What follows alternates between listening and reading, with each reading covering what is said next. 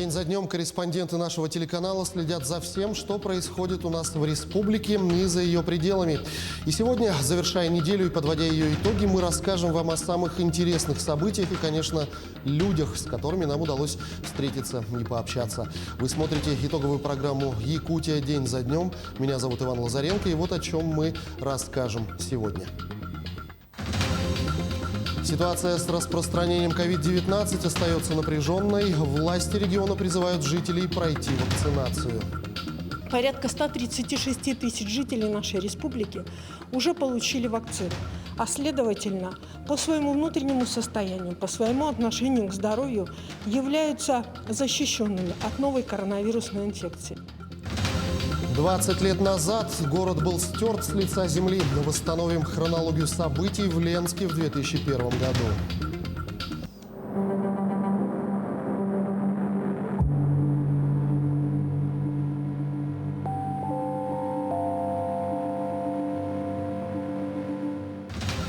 Как будет решен вопрос озеленения столицы республики в ближайшее время? Она должна иметь четкие показатели на протяжении 50 лет.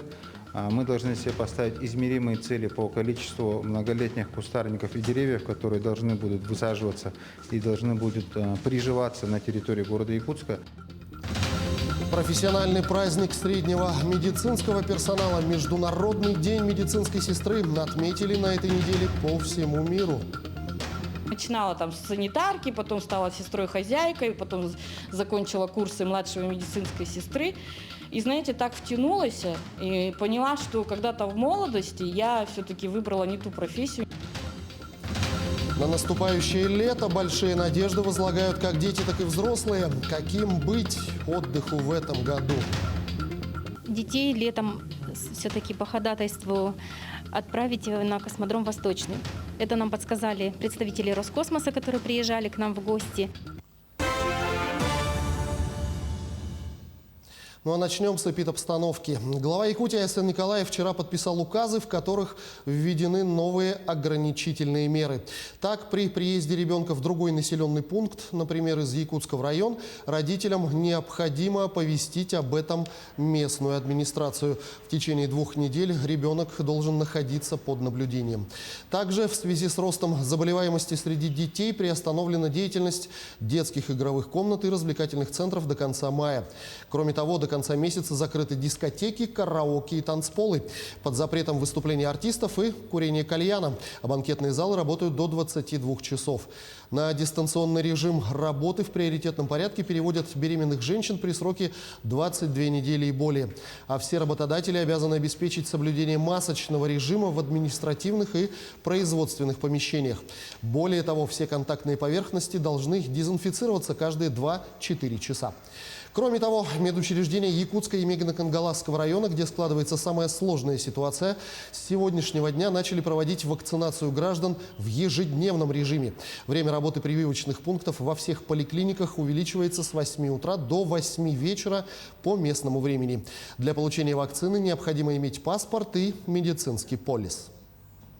На настоящий момент порядка 136 тысяч жителей нашей республики уже получили вакцину, а следовательно, по своему внутреннему состоянию, по своему отношению к здоровью являются защищенными от новой коронавирусной инфекции. В связи с тем, что необходимостью борьбы с новой коронавирусной инфекцией является вакцинация, и учитывая сложившуюся санитарно-эпидемиологическую ситуацию в республике, глава республики Саха-Якутия обратился в правительство Российской Федерации о выделении дополнительной вакцины на территорию республики, которая поступает в ближайшее время.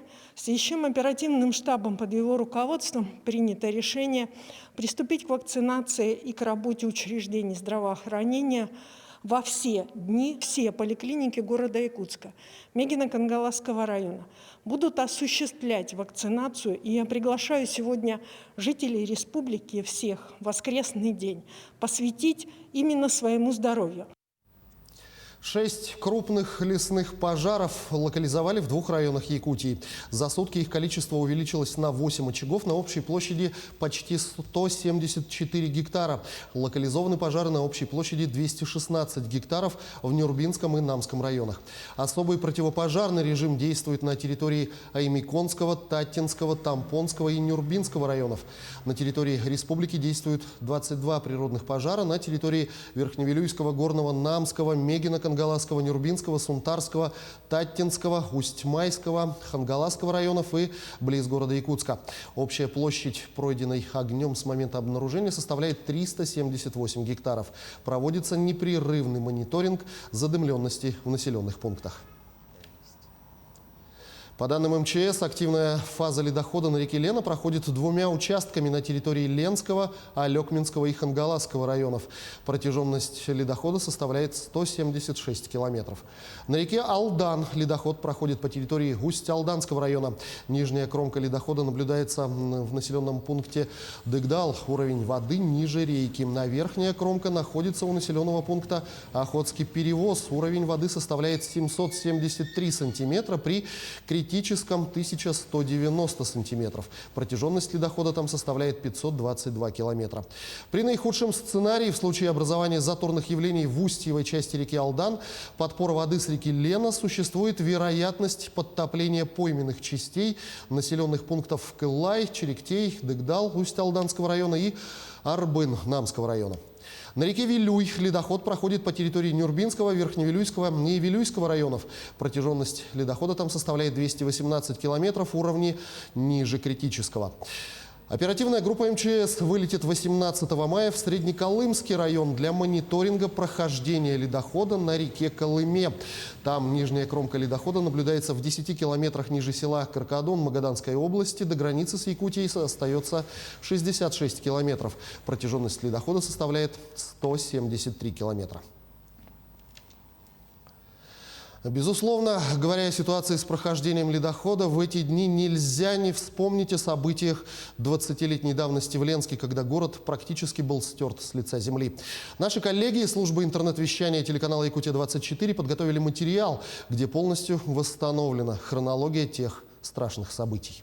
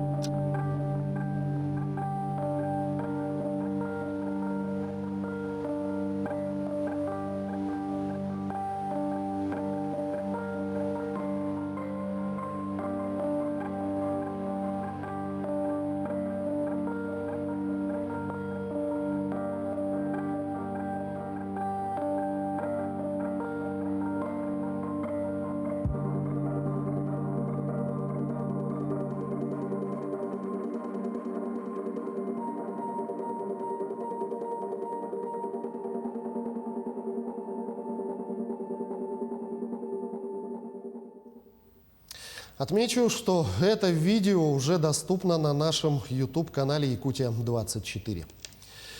Ну а в современном Ленске в эти дни проходит двухмесячник по санитарной очистке города.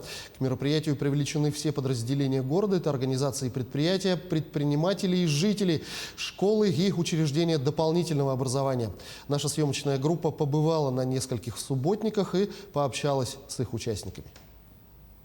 Первой, кто начал санитарную очистку, стала городская администрация. Поддержать их инициативу городские власти предложили предприятиям и организациям города, также управляющим компаниям. Так еженедельно по пятницам и выходным дням в городе кипит работа. На сегодняшний день администрация города организована бригада, которая производит очистку общественных территорий в городе.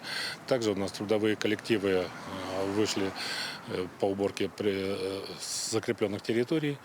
Проводят управляющие компании уборку на придомовых территориях, проводятся субботники, и постепенно город очищается. Сегодня в Ленске прошел очередной субботник. Теплый солнечный день способствовал наводящим порядок. Специалисты городской администрации, вооружившись лопатами, метлами, ведрами и мешками для сбора мусора, в первую очередь решили привести в порядок излюбленное место отдыха ленчан – площадь Ленина. Заодно и навели порядок на детской площадке, находящейся рядом. Мы решили здесь убраться. Очень много мусора было, даже иглы валялись какие-то. Все убрали, собрали. Сейчас вот уже заканчиваем. Мешки полные. Ну, теперь будет чисто. Можно было бы весь город убрать, если бы все люди вышли на субботники вот такие. Делали бы себе там по часику хотя бы, выделяли. Надо сказать, несмотря на то, что это центр города, мусора здесь предостаточно. Коллектив администрации города трудился около 2 часов. Общими усилиями убрана сухая трава, мусор, выметена дочиста площадь и пешеходные дорожки. Мешков с мусором собрали много. После их вывезла специализированная техника. В Ленске традицию общегородских субботников уже много лет поддерживают и образовательные учреждения. Уборка пришкольной территории – хорошая возможность навести порядок, а также неформально пообщаться со своими сверстниками. Такую заботу о своей школе и городе проявили ученики первой городской школы. Субботники проводят именно непосредственно прилегающие территории и внутри своей территории. Так что у нас с этим очень строго. Поработать на свежем воздухе вышли все ученики школы. Активность, энтузиазм и боевой настрой все постарались на славу. К акции присоединились все без исключения класса. Сегодня мы вышли всем классом убирать свою территорию, потому что мы хотим, чтобы наша любимая школа была чистая, без мусора. Чтобы все проходили, смотрели, что у нас чистая школа. Вооружившись необходимым инвентарем, ученики и педагоги навели порядок на пришкольной территории. Дружные, сплоченные, трудолюбивые, вместе не только на занятиях, но и после уроков. Сзади школы было много очень стекла, коробок, разных пакетов от еды. Если каждый выйдет около своего дома и уберет немного мусора, то у нас город станет намного чище. На территории школы находится яблоневый сад. В прошлом году были высажены кустарники и деревья. Сейчас они украшают школьный двор. Здесь тоже наведен порядок. Мы вышли на субботник, убрали улицы в районе, вот, где располагается наша школа, это Каландарашвили, Амосова и вот до Свердлова, до улицы. Не стали сокращать уроки, менять расписание, поэтому каждый класс с удовольствием по окончанию своих уроков вышли с классными руководителями. Все довольны, погода прекрасная. Всегда рады помочь нашему городу, чтобы он оставался всегда чистый. Грабли, садовые перчатки, большие мешки, немного усилий и несколько часов на свежем воздухе – все, что нужно, чтобы подготовить школьный двор к лету.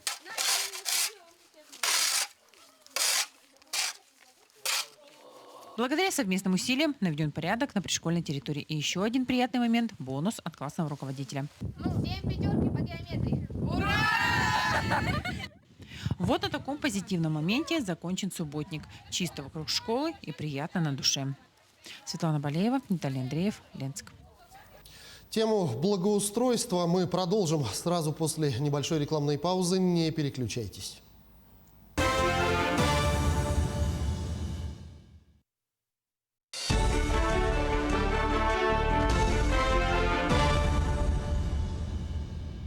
Мы продолжаем программу. В рамках национального проекта «Жилье и городская среда в регионах России», в том числе в Якутии, проходит онлайн-голосование по благоустройству общественных пространств. В рейтинговом голосовании принимают участие общественные пространства 13 населенных пунктов Якутии. В городах Алдан, Ленск, Мирный, Нерюнгри, Нюрба, Алекминск, Покровск, Якутск, в поселке Айхал Мирнинского района, в селах Майя, Мегино-Кангаласского улуса, Намцы, Сунтар, Чурапча. Проекты, набравшие наибольшее количество голосов, получат федеральное софинансирование и будут реализованы в 2022 году.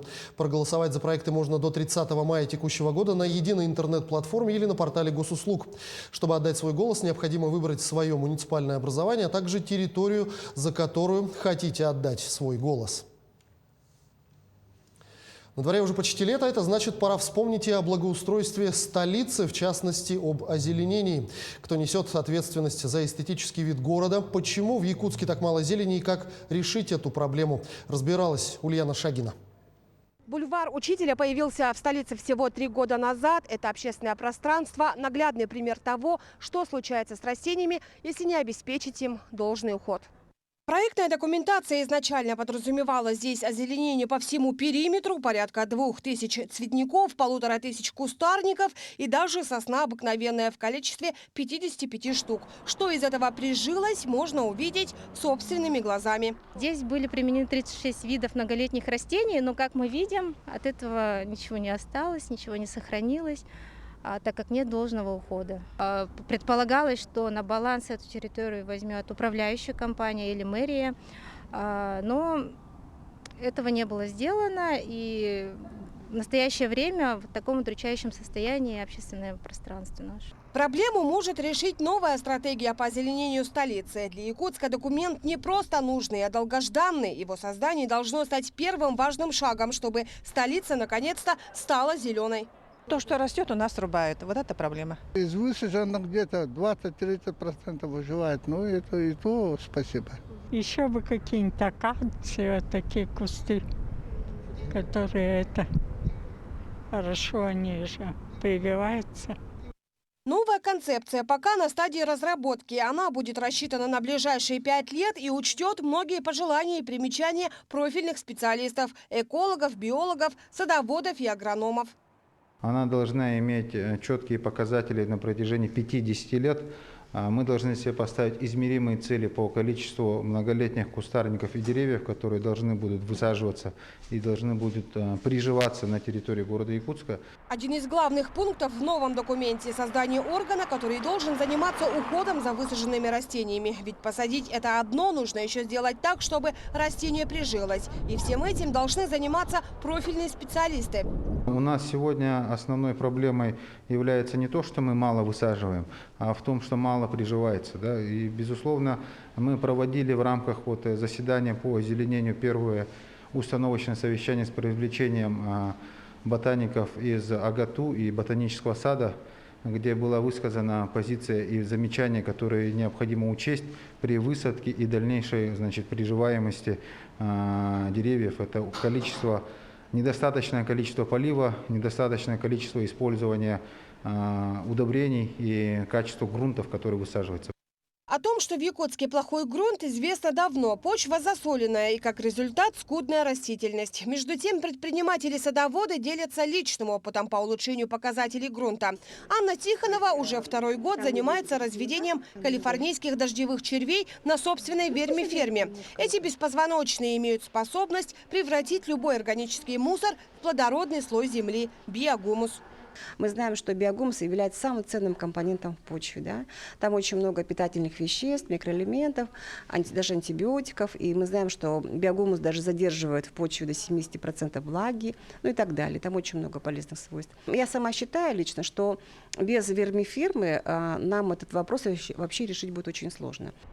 Скуден и ассортимент городских деревьев и кустарников. В основном это ива прутовидная, а также березы. Биологи в один голос твердят, нужно расширять не только количество растений, но и их разнообразие. Мы предлагаем и растения, которые уже прошли длительные испытания у нас на территории Якутии, которые могут быть с успехом использованы. Например, та же самая яблоня ягодная, сирень. Мы постараемся, конечно же, учесть пожелания граждан, которые настаивают на то, чтобы сменить иву на другие более декоративные растения. Постараемся больше упор сделать на березу, на ель. Может быть, сосны будут какие-то в небольшом количестве. Рябины постараемся добавить.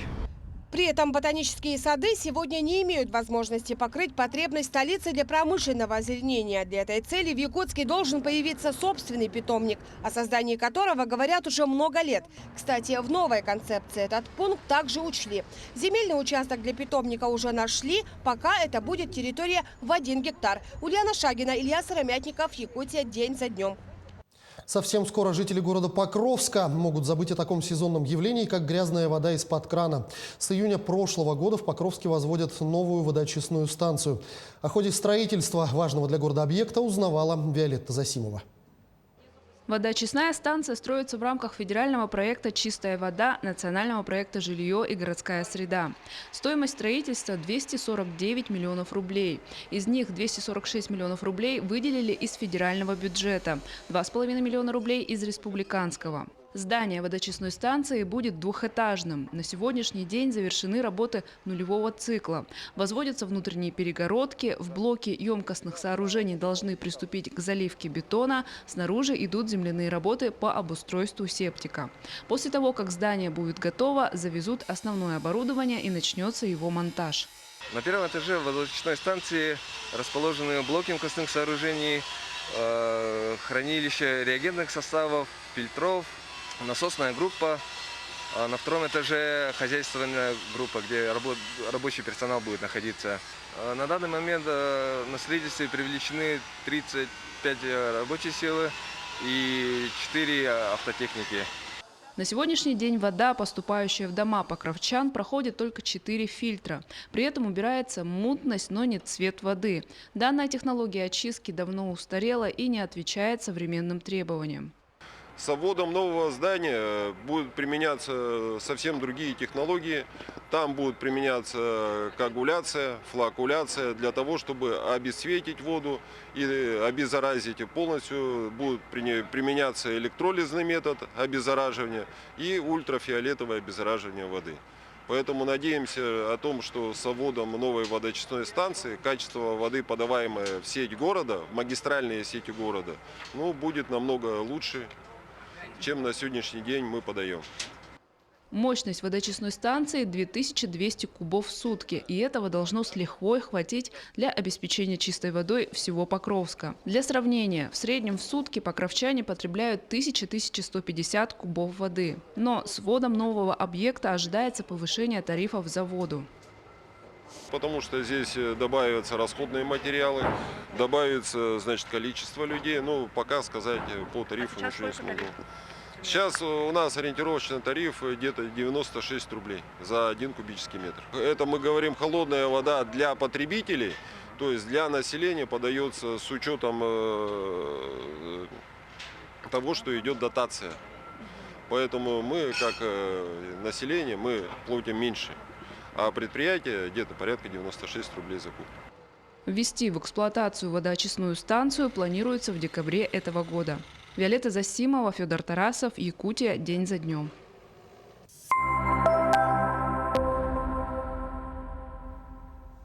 А сейчас в нашей программе еженедельная рубрика «Якутия 20 лет в 21 веке», в которой мы продолжим знакомить вас с тем, как проходило социально-экономическое развитие региона за последние 20 лет. И сегодня расскажем об агропромышленном секторе экономики.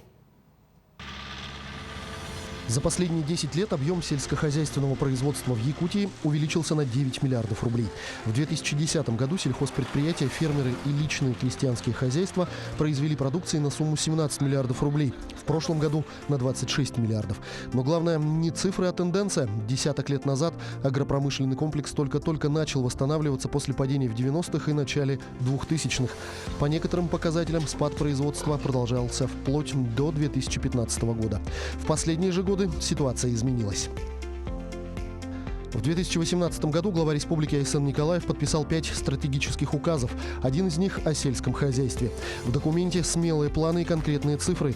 Построить до 2024 года 100-летних ферм на 10 тысяч коров, 50 животноводческих ферм на 6 тысяч голов скота, 200 коневодческих баз на 20 тысяч голов. Вовлечь в сельскохозяйственный оборот 38 тысяч гектаров брошенной и неиспользуемой земли. производства традиционных якутских продуктов, востребованных за пределами нашей республики. Производство оленины к 2024 году планируется увеличить почти вдвое, с 840 до 1500 тонн, а сбор дикорастущих трав и ягод в десятки раз. На основании указа правительство Якутии разработало 5-летнюю программу развития агропромышленного комплекса. Объем финансирования почти 42 миллиарда рублей. если в 2010 году на развитие сельского хозяйства направили 6 миллиардов 700 миллионов, то за 2018-2020 годы более 10,5 миллиардов рублей ежегодно. Сегодня в сельскохозяйственной отрасли работает более 300 сельхозорганизаций и 2000 фермерских хозяйств. Также 70 тысяч личных подсобных хозяйств граждан учтены в похозяйственных книгах сельских поселений. Из них более 14 тысяч – сдатчики сельхозпродукции, в том числе сырого молока. Более 70% сельского хозяйства Якутии занимает животноводство. По поголовью лошадей республика на первом месте среди регионов России. За 20 лет количество лошадей выросло почти на треть – со 130 тысяч в 2000 году до 182 тысяч в 2020. Чтобы сохранить традиционную якутскую породу коров, власти республики создали крупное племенное и генофондное хозяйство «Якутский скот».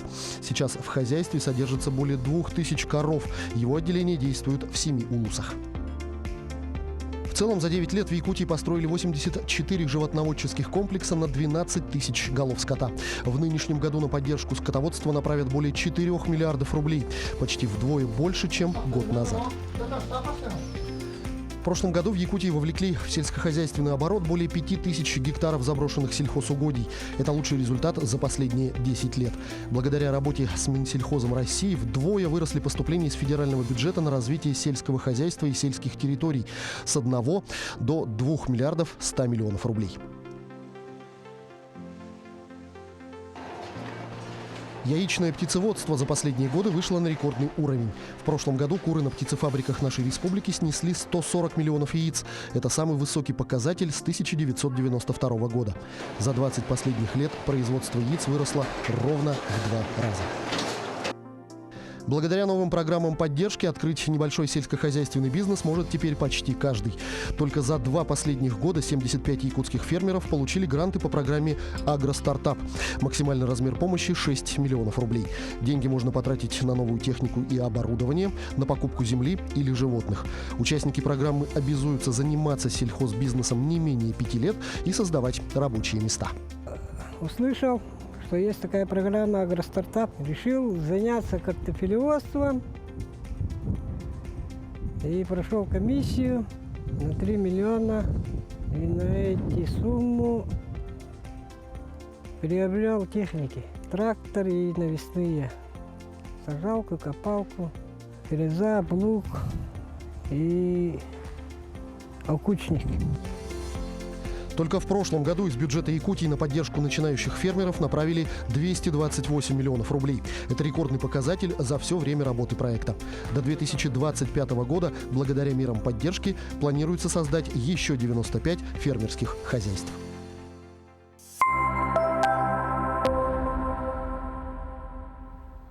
Но сейчас мы ненадолго прервемся. В продолжении программы узнаем, как отметили свой профессиональный праздник медицинские сестры в столице региона.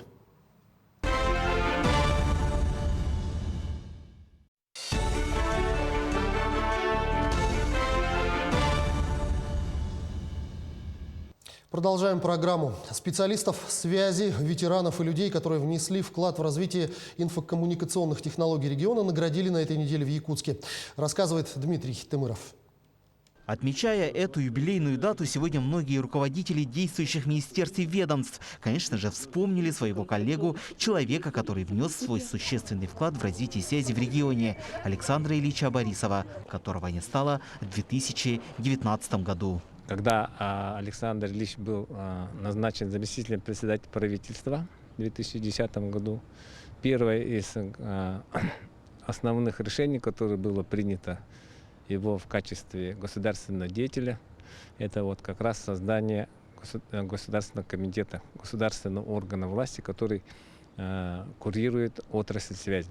До этого момента вопросами развития связей занимались в Министерстве транспорта. И вот Александр Борисов, человек, который понимал, что для более успешного и масштабного развития связей в целом региона предложил создать новое ведомство, а после и Министерство связи. Руководство Якутии это предложение поддержало без колебаний. 7 мая этого года по плану приватизации ГУП ТССР преобразовался АО «Арктик Телеком». И сегодня я озвучил идею дать предприятию имя Александра Ильича Борисова, чтобы увековечить уже, так как ГУП ТССР создал Александр Ильич, да, и очень много для телерадиовещания, то есть для трансляции, покрытия всей республики сделал именно Александр Ильич Борисов и его коллектив. Действительно, вклад Александра Борисова в развитие связи в регионе большая. При нем республиканское радио перешло на 17-часовое вещание. Также благодаря его упорству и дальновидности в нашей компании была проведена большая работа по переоснащению, благодаря которому были созданы 2 новых телеканала – «Якутия-24» и телеканал «Мамонт». Сегодня проделанная им работа и намеченные планы продолжают реализоваться. Об этом сегодня во время торжественной части празднования десятилетия создания Госкомитета связи и информационных технологий сообщил руководитель администрации, главы и правительства Якутии. 10 лет назад в Якутии не было магистральных оптических линий связи. А сегодня в республике создана серьезная IT-инфраструктура. Есть лидеры цифровой отрасли мирового уровня. Республика входит в топ-10 регионов страны по развитию IT-сферы. Несмотря на огромную территорию, более 99% населения Якутии имеет доступ к сети интернет. В планах уже действующего руководства региона, а также Министерства инноваций, цифрового развития и инфокоммуникационных технологий стать одним из ведущих субъектов страны, где будет развиваться цифровая среда. Это не только развитие сферы интернет-услуг, но и развитие спутникового телевидения и радиолинейной линии связи. Дмитрий Тымыров, Георгий Григорьев, Семен Семенов, Якутск. На этой неделе во всем мире отметили Международный день медицинской сестры, профессиональный праздник среднего медицинского персонала. В России в этом году празднование прошло на неофициальном уровне. В торжествах участвовали сотрудники государственных и частных лечебных учреждений, студенты, выпускники и преподаватели медицинских колледжей и вузов. О том, как медицинские сестры республики даже в свой профессиональный праздник продолжают работать, далее в нашем материале. Свой профессиональный праздник отметили медсестры кардиореанимации Центра экстренной медицинской помощи районной больницы номер 2 города Якутска. Отделение было сформировано в 2011 году в составе Республиканского сосудистого центра в рамках программы по снижению смертности от сердечно-сосудистых заболеваний. Экстренная больница, 24 часа работаем, пациентов принимаем. У нас есть приемная палата. Там по скорой привозят пациентов и возим на операцию. Да? После операции пациент поступает в палату, и медсестра дальше наблюдает за пациентом. Регламент медсестры включает в себя оперативную регистрацию пациента, после чего в течение 15 минут нужно успеть снять электрокардиограмму, взять анализы и подготовить пациента к операции. Но это только начало, так как после операции медсестрами проводится суточное наблюдение за пациентом. Как рассказала Наталья Викторовна, раньше работала в разных сферах деятельности и только потом, спустя некоторое время, поняла свое истинное предназначение. Так сложилось, что я попала в медицину. Начинала там с санитарки, потом стала сестрой-хозяйкой, потом закончила курсы младшей медицинской сестры.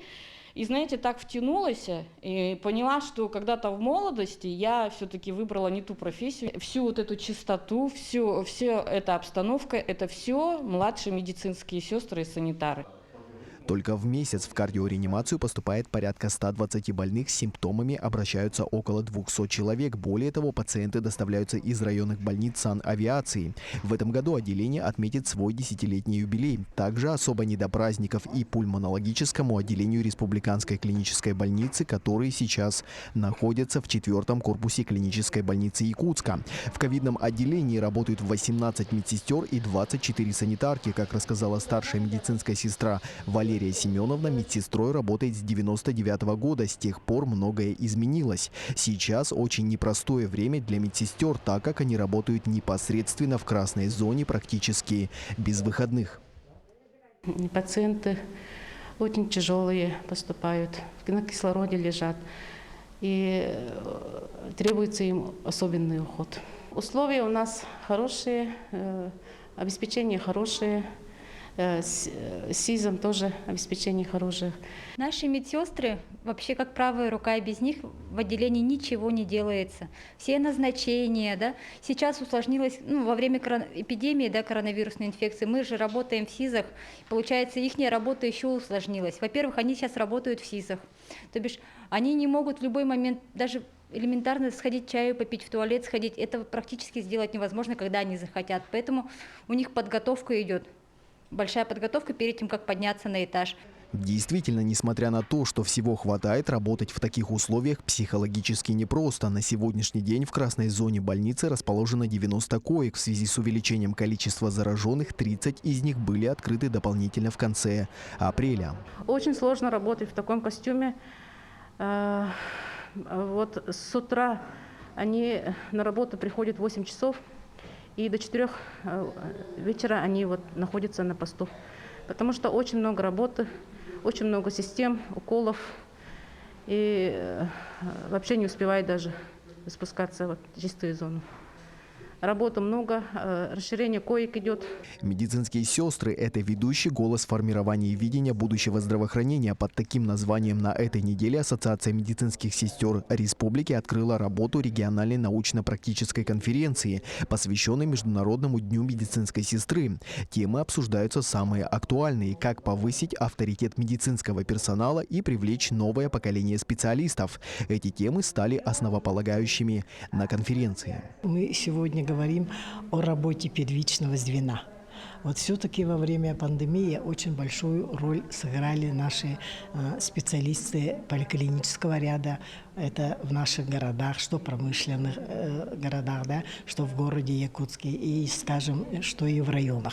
Но мы сегодня поэтому именно конкретно хотим показать всю дорогу, как работают наши специалисты именно в первичном звене.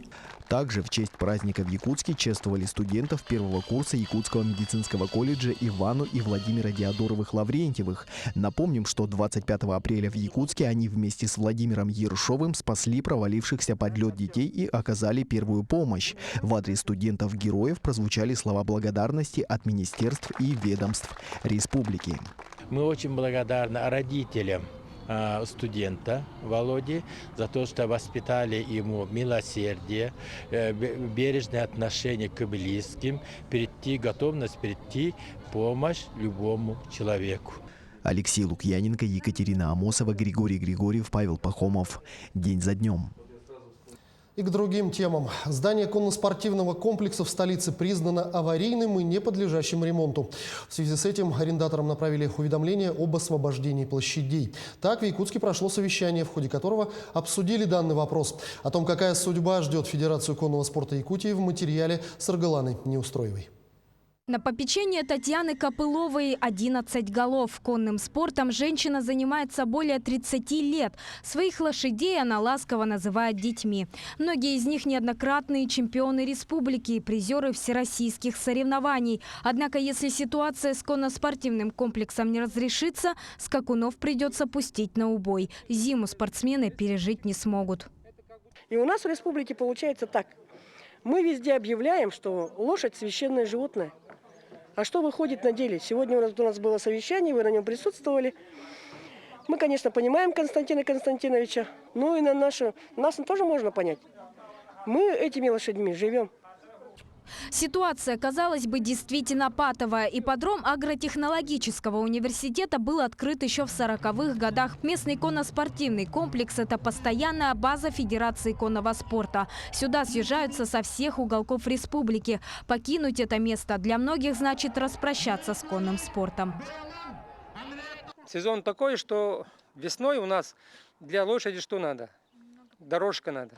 А дорожка только у нас хорошая, лицензированная дорожка у нас только здесь, ЯГСХ, ипподром, Якутском республиканском ипподроме. Поэтому мы сейчас через 5 дней нас хотят отсюда выдворить, не знаем куда. Народ очень волнуется, как нам быть. Если мы отсюда уйдем, этот сезон уже как будто у нас пропадет. Лошадей негде ставить, негде тренировать. При этом, по словам временно исполняющего обязанности ректора агротехнологического университета, оставить лошадей в признанных аварийными денниках попросту опасно. В любой момент здание может обрушиться. Сначала мы провели по моему заданию внутреннюю экспертизу. Комиссия из сотрудников АГАТУ провели экспертизу и пришли к такому мнению, что действительно это аварийное здание и подлежит сносу. Да? Ну а потом мы пригласили лицензированную специальную организацию «Профит Плюс», которые занимаются такой экспертизой и аудитом, которые осмотрели и пришли к такому мнению, что здание ветхое, аварийное и подлежит сносу. Не восстановлению, ремонту, а сносу. Однако саму экспертизу некоторые представители федерации ставят под сомнение. Якобы названные эксперты в денники почти не вошли, а здание, очевидно, не то, что под снос, в ремонте не нуждается. Угроза обрушения, по-вашему, есть или нет? Угроза обрушения. Сейчас вот так вот сказать, ну всю зиму уже простояли. Угрозы нету, скажи. Нету, да? Просто нету. По своей ответственности как-то же можно договориться, понять друг с другом там. Мы-то здесь знаем, они говорят, мы за вас боремся, за вас радеем. Все упадет, лошади погибнут. Но мы-то знаем. Ну, если так сказать, вот это место, вот где 6 денников. А здесь в основном должно стоять 54 лошади. А из них аварийных они считают 6 денников. А к самому аварийному месте сейчас они стоят. А вот где никакого крена, ничего нету, там пустые места пустуют.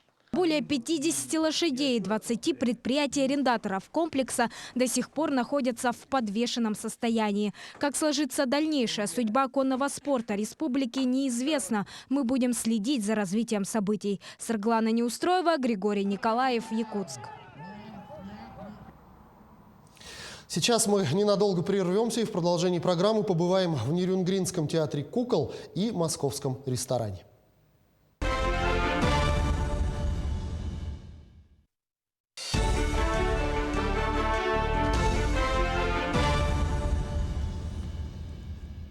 Продолжаем программу.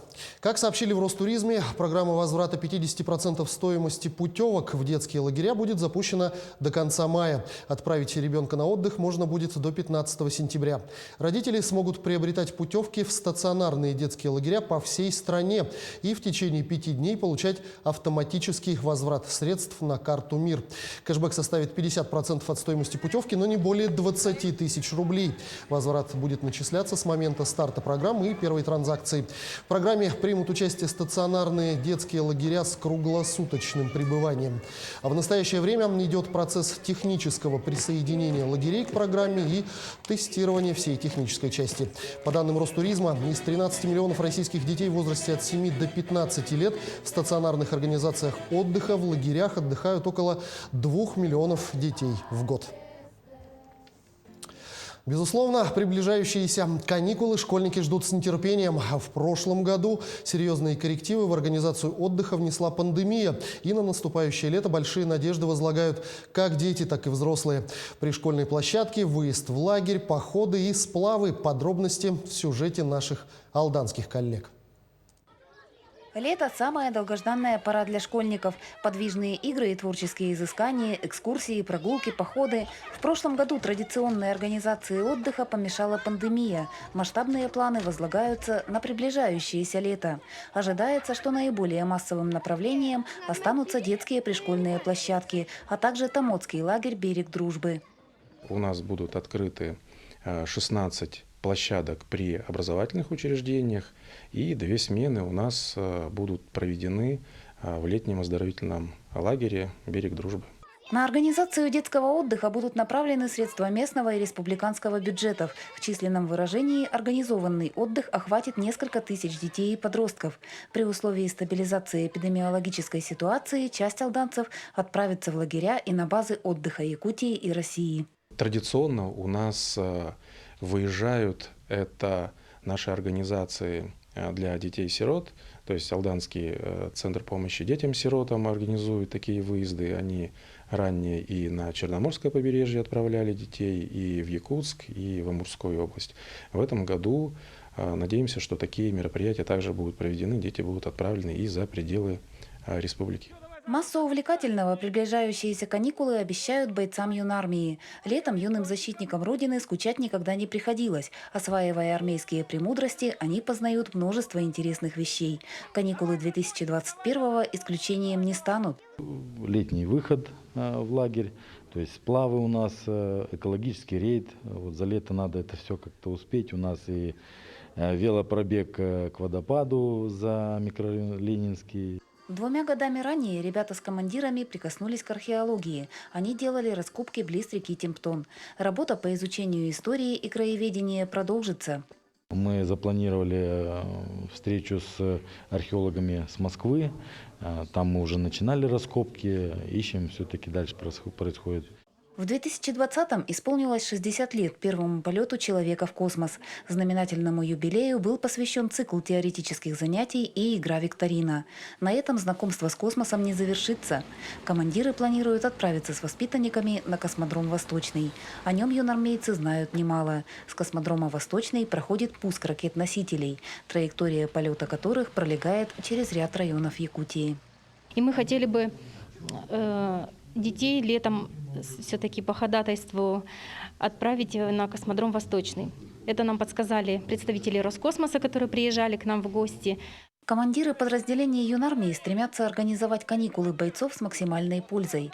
Вывести ребенка за город возможность имеют не все родители, а отдых на дворовой площадке едва ли гарантирует всестороннее развитие и многообразие впечатлений.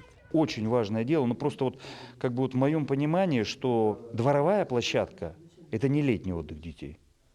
Лучший отдых, как известно, это смена деятельности, а лучшие каникулы – это время, проведенное не только с удовольствием, но и с пользой. Татьяна Вахнина, Георгий Баранов, Алдан. Тем временем Нерюнгринский театр кукол объявил о наборе студентов в Ярославский государственный театральный институт. Как будет проходить набор и что необходимо знать тем, кто планирует связать свою жизнь с театром, расскажет Ирина Кичигина. В этом году театр планирует направить на обучение в Ярославль 6 человек. Отбор претендентов на поступление объявлен в начале мая. Абитуриентам необходимо подготовить стандартную программу для поступления в театральный вуз. Это стихотворение, проза или монолог, басня, песня и танец. То есть мы играем не только кукольные спектакли, еще и играем и драматические спектакли. Это тоже на самом деле возлагает некоторую ответственность для актеров, чтобы они держали форму, чтобы они могли двигаться нормально, говорить свободно, красиво, внятно, понятно. Ну и, соответственно, чтобы имели хотя бы минимальный музыкальный слух. Первый этап отбора будет проходить в Нерюнгри в дистанционном формате. То есть необходимо прислать на электронную почту театра видеозапись своей программы, куда включить еще и небольшой рассказ о себе. Видеосъемка должна включать в себя 3 плана – общий в полный рост, средний по пояс и крупный. Ребятам всегда готовы прийти на помощь в Нерюнгринском театре, прослушать заранее, дать какие-то рекомендации, помочь с выбором репертуара. Это занятия, эти просто необходимые занятия. Это для того, чтобы у вас заработал речевой аппарат правильно. Есть, ищите, ищите, вот он рядом стоит, ждет. После просмотра присланных материалов, те, кто пройдет отбор, приглашаются для прослушивания в город Якутск. Там уже в очном формате их прослушает мастер курса Анастасия Вячеславовна Борисова. И последний этап отбора пройдет в Ярославле. После окончания института ребята приедут в Нерюнгри и займут свою нишу в труппе театра кукол. На самом деле искусство театра кукол – это очень сложный, очень интересный процесс сам по себе, да, то есть оживить неодушевленное, чтобы оно ожило у тебя на руках, это всегда интересно, это всегда удивительно, это магия, можно сказать. Сергей Ферцев – один из тех, кто собирается связать свою жизнь с театром. Ему посчастливилось познакомиться с актерской профессией ближе, когда он работал в качестве машиниста сцены в театре кукол. Сейчас он готовится к поступлению и усиленно работает над речью и мастерством актера. Когда я пришел в театр, я рассказал Петру Трухановичу, что у меня есть цель стать артистом. Ну и он охотно решил заняться со мной. Иногда я прихожу в театр на репетиции для того, чтобы набраться опыта игрой у артистов. Смотря как они играют роль, вживаются роль, меня это наоборот поддерживает еще сильнее, как бы дает стимул. Есть среди юных нерюнгринцев и те, кто еще по возрасту не может претендовать на поступление, но по окончании школы тоже планируют поступать в театральный вуз. Эти ребята обучаются на театральном отделении детской школы искусств. У них тоже появилась возможность прийти в театр, показать то, чему они уже успели научиться, и выслушать наставления профессионалов. Для меня было сначала немного страшно, потому что перед тобой сидят опытные артисты, и ты им все показываешь. Но благодаря их как-то взгляду, поддержке, ты понимаешь, что они тебя слушают и не перебьют, и я была готова ко всему, что могло бы там произойти. Я очень благодарна актерам за то, что они предоставили мне возможность, чтобы меня прослушать. Я очень благодарна, что мне дали какие-то рекомендации, я их обязательно учту и надеюсь, что у меня все получится. А пока труппа продолжает репетировать тем составом, который есть.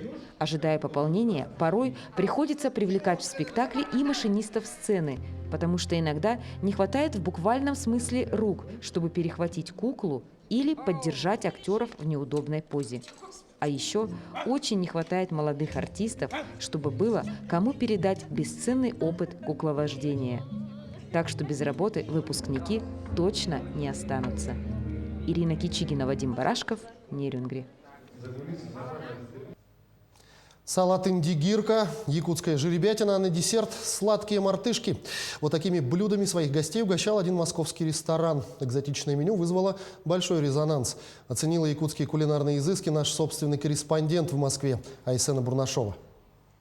Теплый салат чохочу, наивкуснейшая нельма, рубленая котлета из молодого жеребенка, а на десерт лакомство из взбитых сливок. В меню 4 блюда, зато каких! Гастровечер исключительно с якутским колоритом. И пока шеф колдует на кухне, презентацию в зале проводит самый известный якут столицы.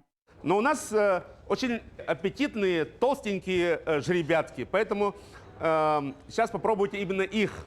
Якутская кухня всегда славилась натуральными продуктами и оригинальным способом подачи. И чтобы раскрыть неповторимые вкусы национальных блюд, ингредиенты привезли прямо из республики. Реально я привез 4 килограмма брусничного варенья, которым мы будем поливать жеребятину. Это же очень удивительное блюдо. В Москве нет жеребятины. Мы привезли ее, мы ее приготовили. По мнению шеф-повара, якутская кухня обладает особенным духом, а в каждом блюде кроется многовековая история. Илья готовит уже 12 лет, и к национальной кухне Якутии у него особое трепетное отношение. Для меня самое важное – это продукт, и я отношусь к продукту как к живому организму. Для меня это очень важно, и я передаю свою энергию именно продукту и делюсь этим с гостями. Настоящая магия ароматов и вкусов. Одно за другим в зал выносили блюда. Попробовать Якутию на вкус в этот день пришли и наши земляки. Я очень рада, когда якутская кухня появляется в Москве. Это очень приятно, потому что скучаешь, и не всегда есть возможность приготовить что-то свое дома.